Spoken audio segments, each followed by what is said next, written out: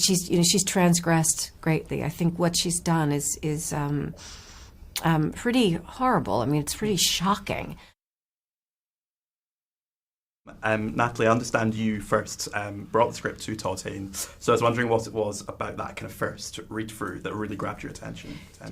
Jessica Elbaum, who's one of the other producers on the film, sent me Sammy Birch's incredible script, and I was blown away by the complexity of the characters, particularly to have two female characters in one film that are both so layered is so rare.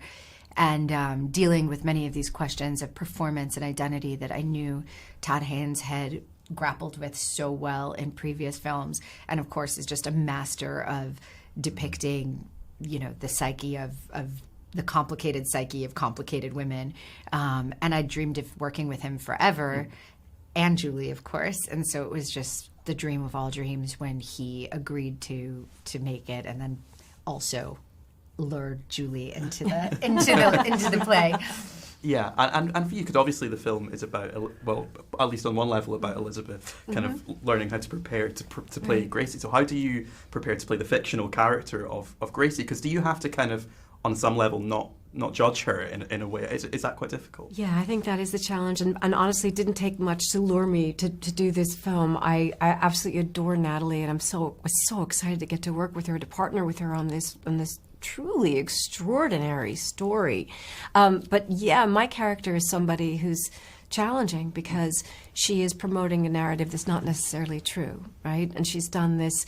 She's transgressed greatly. I think what she's done is pretty horrible. I mean, it's pretty shocking.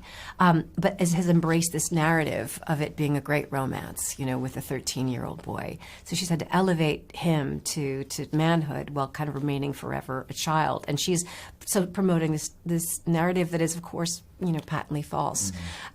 So how do you do that? How do you do that where you're not only promoting that narrative, but you're making everybody else believe it too.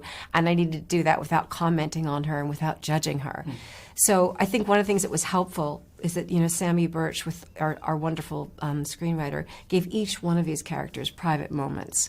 So I think you do see with Gracie the fact that she is kind of, living this story, this fairy tale, but in private you see how incredibly emotionally volatile she is, and I think how much shame and confusion and horror there is in it. And Charles, for you, obviously, Jo is such a fascinating character as well. And it's interesting how the journey of discovery, in a sense, that he goes on it's quite nuanced and gradual. It's not like there's a sudden eureka moment. Does that make it quite a hard acting challenge when there's not like that necessarily one moment? It's kind of this slow process. Yeah, it's kind of like a slow burn. But I mean, with Sammy's script, she just laid out this beautiful roadmap of Jo's journey, and having Todd Haynes just lead the way with Natalie and Julie. I mean, it was pretty incredible. But, Jo, we find Jo, he's a 36-year-old father with 3 kids, a loving father, a loving husband, and with his kids about to graduate high school, but leaving him an empty nester, which is a lot for, I think, anyone to really look at. That on top of the arrival of Natalie's character, Elizabeth, kind of really sparks a lot of questions. She asks him a lot of questions he's never really had the chance to ask himself or really acknowledge.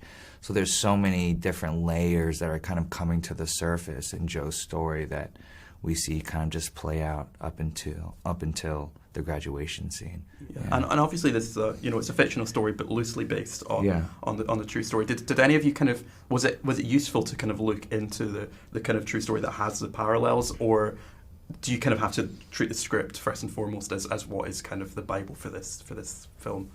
Yeah. There's so much source material to pull from, but Sammy's script, I mean, she really did the work, with these characters and kind of laid out these journeys. Like for me, one of the things that I would do is, Natalie's monologue that she does with Elizabeth, which is so incredible. That, that was kind of my Bible and kind of what informed me of Jo and Gracie's relationship, that love letter. So just like pulling from different things and really just incorporating that into the characters. And I want to ask about that monologue actually, because it's not often you kind of see the kind of a completely unbroken monologue to camera like that in a film. What's it kind of like to perform a scene like that? It was such an incredible opportunity. It's very rare to get something that's written as precisely as Sammy wrote that, and then also to have it framed in that way that Todd chose to frame it, with this kind of straight on to camera, using the camera as a sort of mirror, which, you know, it really kind of expresses that concept of reflection and identity and performance, like the reflection as the audience in a way. And then, of course, for the character, too, to have this thing that is maybe the most truthful she is the entire film, but it's a performance. Yeah. And to really kind of embrace the artifice of it, and the performative aspect of it was really exciting. It was very scary, but it was, you know, one of the most exciting challenges of my career.